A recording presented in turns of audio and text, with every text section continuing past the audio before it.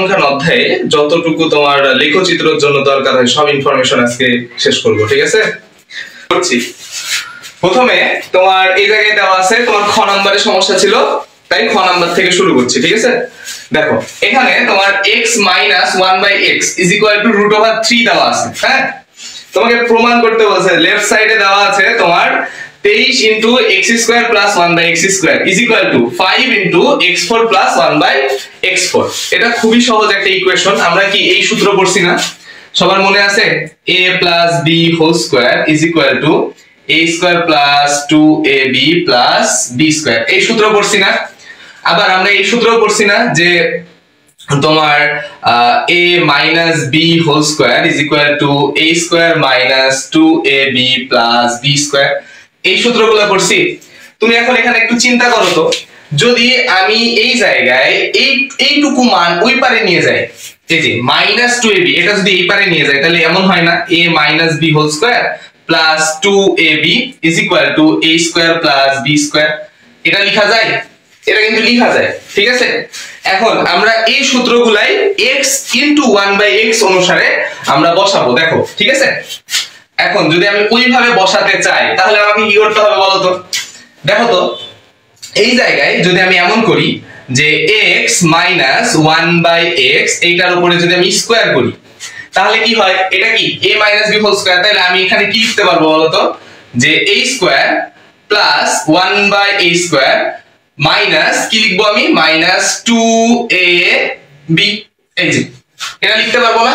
অবশ্যই এটা লিখতে পারবো, এটা সূত্র। দেখো তো, a² - 2ab + b², ওই একই সূত্র না? ওই সেম সূত্র। এখন আমরা এতটুকুর মান জানি। দেখো তো এখানে এই x কাটাকাটি হয়ে যায় না? তাহলে আলটিমেটলি কি পড়ে থাকে? -2। এবার এই -2 এই পারে নিয়ে আসো। এই যে x - 1/x এটার মান কত দেওয়া আছে? √3 দেওয়া আছে। তাহলে এটার মান বসাও। এটার মান হচ্ছে √3, তার উপরে স্কয়ার, এই -2 এই পারে নিয়ে আসো, হয়ে যাবে কি? +2 = এই পারে কি থাকলো? x² + 1/x²। তাহলে দেখো তো এখান থেকে আমরা কার মান পাচ্ছি? 3 এর √, এর উপর আবার স্কয়ার, তাহলে কত থাকে? 3 + 2 = এখানে দেখো x² + 1/x²। আলটিমেটলি দেখো তো আমরা কি পাচ্ছি? আমরা এখানে x² + 1/x², এটার মান পাচ্ছি কত? 5। 3 আর 2 5। এতটুকু বুঝছো কে কে বলো তো? এই পর্যন্ত কে কে বুঝছো? আমি কি করলাম? আমি a - b² এর সূত্র বসাইছি, a² - 2ab + b² ওই একই জিনিস। তোমরা এখানে এটা বলতে পারো যে a - b² এর সূত্র হচ্ছে a² + 1/a² - 2ab, এটা বলতে পারো, সমস্যা নাই। এবার আমরা এটার মান বসাইছি, এই যে x - 1/x, এই দেখো √3 মান দেওয়া আছে, এই মানটা বসাইছি। এই x কাটাকাটি হয়ে যায়, থাকে কি? -2। এই -2 ওই পারে নিয়ে গেছি, হয়ে গেল কি? +2। এটার উপরে স্কয়ার, এই যে এই স্কয়ারটা এটার উপরে, এটা হচ্ছে √3 মান। এটার উপরে যদি আমি রুটের উপর স্কয়ার করি কি হয়ে যায়? 3 হয়ে যায়। তাহলে এই রুট আর স্কয়ার কাটাকাটি, এবার কি থাকে? 3 + 2 হয়ে গেল কি? 5। তাহলে x² + 1/x², এটার মান হচ্ছে 5। এই মানটুকু আমরা পাইছি, এটা আমি রেখে দিব এইভাবে। এখন এটা আমি রেখে দিয়েছি, এটা আমি রেখে দিলাম। এবার পরের মানটুকু তুমি বের করো তো। পরের মানটা তুমি যদি বের করো, এটার উপর স্কয়ার করো, এটার উপর তুমি যদি স্কয়ার করো কি আসে বলো তো? x² তোমার এটার উপরে স্কয়ার করবা, x + 1/x তার উপরে স্কয়ার = কি দেওয়া আছে? 5, তাই না? এমন দেওয়া আছে। তাহলে এটার উপরেও কি স্কয়ার করবা, এটার উপরে স্কয়ার করবা। সমস্যা আছে? সমস্যা নাই। এবার এটার উপরে যদি স্কয়ার করো তাহলে কি হবে আমাকে বলো তো? x4 হয়ে যাবে না? দেখো তো x4 হয়ে যাবে। এই স্কয়ার মানে কি? এটার উপর আমি এক লাইন বেশি করি, x² তার উপরে স্কয়ার, তাহলে কি হলো? a² + 2, a কার মান? a, তারপরে এই যে এটা হচ্ছে b প্লাস কি? b² 1/x² এর উপরে আবার স্কয়ার, b²। আর 5 এ 5 সমান সমানের ওই পারে যে 5 এর উপরে স্কয়ার, তাহলে 5 এ 5 কত? 25। বুঝছো? এবার দেখো এই x² কাটা, তাইলে দেখো তো আমার কি থাকে এখানে? এই ঘাত 2 আর এই 2 গুণ হয়ে যাবে না? তাহলে কি থাকে? x4, আর এখানেও 1/x4। এবার এই যে 2, এটা প্লাস ছিল, ওই পারে যে কি হবে? মাইনাস হয়ে যাবে। তাহলে কি হয়? 25 - 2। আলটিমেটলি কি আসে দেখো তো? x4 + 1/x4 = কত? 23, তাই না? তাহলে তুমি কয়টা মান পাইছো আমাকে বলো তো? তুমি এখানে একটা মান পাইছো x² + 1/x² এর মান 5, আর এখানে একটা মান পাইছো x4 প্লাস 1/x4, এটার মান হচ্ছে 23। এই পর্যন্ত কে কে বুঝছো আমাকে বলো। যদি না বুঝো ক্লাস শেষে আরেকটু ডিফাইন করে দেখবা, নাহলে ক্লাস লং হয়ে যাবে। আমাকে বলো তো কে কে বুঝছো, আমি তোমাদের কমেন্টটা দেখি। কে কে বুঝছো আমাকে এটাকে বলো যে আমি বুঝছি। তামিম আছে, হ্যাঁ তামিম আসো। কে কে বুঝছো আমাকে এটাকে কনফার্ম দাও যে আমি বুঝছি। 5 জন আছে ক্লাসে, কে কে আছে একটু দেখি।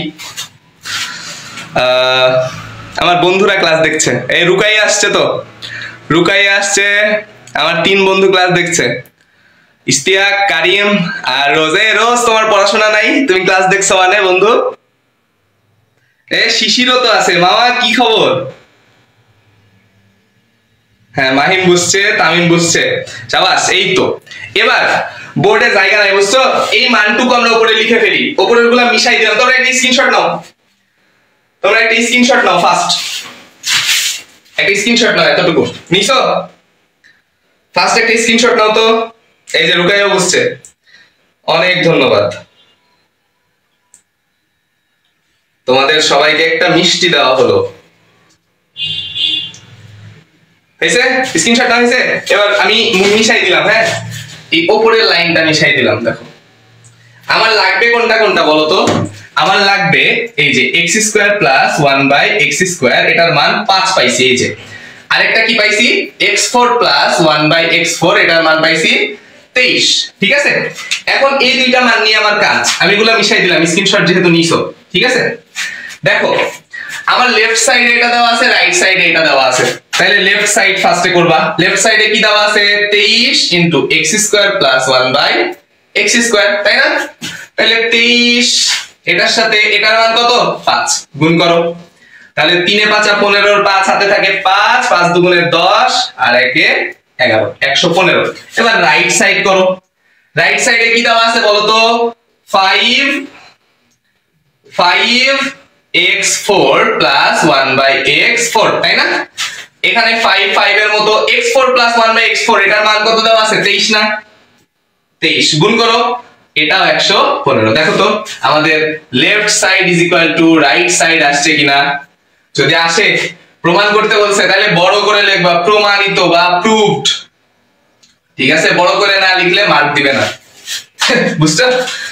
বলো কে কে বুঝছো। এই অঙ্ক শেষ। তামিম তোমার সলভ তুমি বুঝছো কিনা আমাকে বলো। এই যে মুগ্ধ আসছে, আজকে অনেকে আছে তো ক্লাসে, ভালো লাগছে তো? আজকে ক্লাসে অনেকে আছে। শ্রেণী ব্যাপ্তি দেখো তো, তোমাদের 3টা লেখচিত্র আসতে পারে, এদের মধ্যে ম্যান্ডেটরি দেখো তো শ্রেণী ব্যাপ্তি এখানেও আছে, এখানেও আছে, এখানেও আছে। আর এগুলা দেওয়াই থাকবে, যা দেওয়া থাকবে তাই লিখবা। গণসংখ্যা দেওয়া আছে, এখানেও আছে, এখানেও আছে, এখানেও আছে।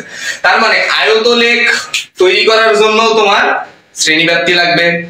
গণসংখ্যা বহুভুজ যেটা, এটা তৈরি করার জন্য তোমার শ্রেণী ব্যাপ্তি লাগবে। আবার অজীব রেখা তৈরি করার জন্য তোমার শ্রেণী ব্যাপ্তি লাগবে। আবার দেখো তো এই যে গণসংখ্যা, সবার ক্ষেত্রে এই গণসংখ্যা দেখো আছে। তার মানে এই যে শ্রেণী ব্যাপ্তি আর গণসংখ্যা, এটা প্রশ্নে দেওয়াই থাকবে। এটা প্রশ্নে দেওয়াই থাকবে, এটা আলাদা কিছু না। এটা তোমার কোনো চেঞ্জও করতে হবে না, জাস্ট যা আছে ছকে হুবহু লিখে দিবা। যে আমি যেখানে দেখো লিখে দিছি এইভাবে, আমি নমুনা রাখছি জাস্ট। হ্যাঁ, এত বোঝানোর সময় নেই, শর্ট যেহেতু ক্লাস। হ্যাঁ দেখো এই যে শ্রেণী ব্যাপ্তি যেভাবে লিখছি, গণসংখ্যা যেভাবে লিখছি, সেম ওইভাবে লিখবা। তাহলে ভাইয়া চেঞ্জ গুলা কোথায়? চেঞ্জ হচ্ছে তোমার আয়তলেখের বেলা এক্সট্রা একটা জিনিস, সেটা হচ্ছে অবিচ্ছিন্ন শ্রেণীসীমা। আয়তলেখ যখন তুমি অঙ্কন করবা তখন তোমার এই অবিচ্ছিন্ন শ্রেণীসীমাটা লাগবে, এটা আমি বের করা শিখাবো এখন। আর গণসংখ্যা বহুভুজ যখন করবা তখন এই যে মধ্যমানটা লাগবে, এটা বের করারও সূত্র আছে, এটাও লিখে দিব। আবার এই যে অজীব রেখা লেখার জন্য তোমার আঁকানোর জন্য তোমার ক্রমযোজিত গণসংখ্যা লাগবে, এটা তোমাদের সবার কাছে এখন পানি, তাই না? এখন আমরা একটা একটা করে শুরু করি। হ্যাঁ, এই শ্রেণী ব্যাপ্তি গণসংখ্যা যাই দেওয়া থাকে, হ্যাঁ দেখো তো এই যে শ্রেণী ব্যাপ্তি, এখানে লক্ষ্য করো এই যে প্রথম যে মানটা, এটা আবার কি নিম্ন সীমা না উচ্চ সীমা আমাকে বলো তো। এই যে শ্রেণী ব্যাপ্তি, এই যে এখানে যেটা আছে, আচ্ছা আমার এখানে একটা মিস্টেক হয়েছে, উচ্চ সীমার এখানে তোমার যোগ করতে হয় আর নিম্ন সীমার এখানে বিয়োগ করতে হয়। ঠিক আছে, আচ্ছা দেখো এই জায়গায় আমি যেটা বলছি, এই যে প্রথমটা এটা আমার নিম্ন সীমা, দেখো তো এটা আমার কি উচ্চ সীমা না? তার মানে এটা নিম্ন সীমা, এটা উচ্চ সীমা। এতটুকু তোমাদের ক্লিয়ার? এটা তো তোমাদের ক্লাসেই করাইছি, প্রত্যয় আমাকে এটা বললো, এজন্য আমি আবার সলভ দিচ্ছি। দেখো এটা আমার নিম্ন সীমা, এটা আমার উচ্চ সীমা। যখন আমি আয়তনের থেকে শুরু করছি, অবিচ্ছিন্ন শ্রেণী সীমা এটা বের করব।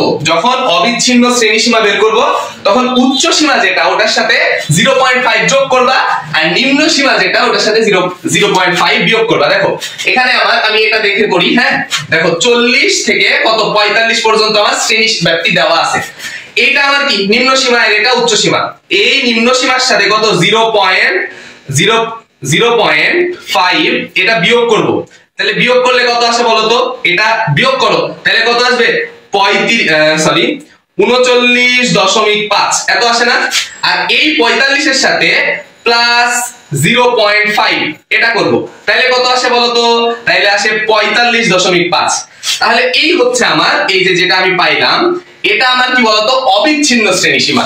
এইভাবে আমরা প্রতিটার বের করব। এটার একটা বের করব, এইখানে লিখবো, এটার একবার লিখবো, এরকম ভাবে লিখবো। মানে সাইডে আমি আবার আরেকটা রো করব, এইভাবে আলাদাভাবে রো করব।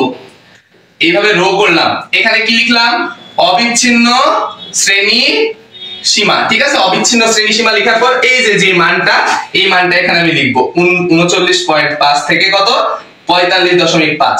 দেখবা এইখানে যে মানটা, এই মানটার মিল আছে, এইখানের যে মানটা, এই মানটার মিল আছে, এইখানের যে মানটা, এই মানটার মিল আছে। ঠিক আছে, এই জিনিসটা লক্ষ্য করবা। অবিচ্ছিন্ন শ্রেণী সীমা বের করা কতটা সহজ বুঝতে পারছো? কে কে বুঝছো আমাকে কমেন্ট করে জানাও। মধ্যমান বের করা শিখি, আমাদের অবিচ্ছিন্ন শ্রেণী সীমা শেষ। এবার মধ্যমান। মধ্যমান হচ্ছে তোমার এই যে লিখো, মধ্যমান সমান সমান নিম্ন সীমা যোগ উচ্চ সীমা ভাগ 2। ঠিক আছে, এটা হচ্ছে আমার মধ্যমান বের করার সূত্র। তাহলে একটা বের করি, এই যে প্রথমটাই বের করি। নিম্ন সীমা কত? 40। তাহলে মধ্যমান সমান আমরা কি লিখতে পারি? মধ্যমান সমান সমান নিম্ন সীমা কত? 40 যোগ এই যে নিম্ন সীমা, উচ্চ সীমা কত? 45। এই যে 45 ভাগ কত? 2 ইজ ইকুয়াল টু, এবার দুইটা যোগ করো, 40 আর 45 কত হয় গো? 85, তাই না? 85 ভাগ 2। এখন 85 ভাগ 2 যদি করো তাহলে কত হবে? 42.5। এই হচ্ছে আমার কি বানালো? একটার মধ্যমান। তোমাকে এটারও কি আলাদাভাবে রো আঁকাতে হবে, এখানে লিখতে হবে কি মধ্যমান দিয়ে যেটার বের হবে ওটা এখানে বসাতে হবে 42.5। এইভাবে তুমি বের করবা, বুঝছো? এই মধ্যমান বের করা কার কার ক্লিয়ার হলো আমাকে কমেন্টে জানাও যে ভাই বুঝছি। আসো আমরা ক্রমযোজিত গণসংখ্যা দেখি। ক্রমযোজিত গণসংখ্যা, ক্রমযোজিত গণসংখ্যা। ঠিক আছে, ক্রমযোজিত গণসংখ্যা কি করবা? এই হচ্ছে আমার, আমি গণসংখ্যা দিয়েই বুঝাই। হ্যাঁ ধরো এটা আমার গণসংখ্যা, এটা আমার কি গণসংখ্যা, এটা ক্রমযোজিত গণসংখ্যা। ঠিক আছে, ধরো তোমার এখানে এরকম দেওয়া আছে, আমি 4টা দিয়েই বুঝাই। ধরো 5 3 9 2। ঠিক আছে, এরকম। হ্যাঁ এই ধরো আমার এই 5, এই 5-এর সোজাসুজি 5 বসাবা, এটা তোমার প্রথম কাজ। এই 5-এর সোজাসুজি 5 বসাবা, মানে এখানে যা থাকবে এই সোজাসুজি তাই বসাবা। বসানোর পর এই কোণাকুনি যোগ করতে থাকো, এই কোণাকুনি। 5 আর 3 কত হয়? 8। এবার আবার এই কোণাকুনি যোগ করো, 8 আর 9 কত হয়? 18 নাকি না কত? 17, সরি 17। এবার 17 আর 2 কত হয়? 19। এই হচ্ছে আমার ক্রমযোজিত গণসংখ্যা। এবং একটা জিনিস লক্ষ্য রাখবা, এই সবগুলোর যোগফল আর এই লাস্টে যে মানটা আসছে এটার যোগফল সেম হবে, মানে এই লাস্টের মানটা আর এই টোটালটার যোগফল সেম হবে। দেখো তো 5 আর 3 8, 8 আর 9 কত হয়? 17, 17 আর 2 কত হয়? 19। তাহলে এটার যোগফল দেখো তো, এটার যোগফল 19 আসছে, লাস্টেরটাও 19 আসছে। এই হচ্ছে আমার ক্রমযোজিত গণসংখ্যা। বলো আমাকে মধ্যমান, ক্রমযোজিত গণসংখ্যা এগুলা ক্লিয়ার কিনা? করব। হ্যাঁ তখন বিষয়টা কিরকম হবে? এটা আমার একটা অক্ষ, দেখো এটা আমার এক্স অক্ষ। এটা কি অক্ষ?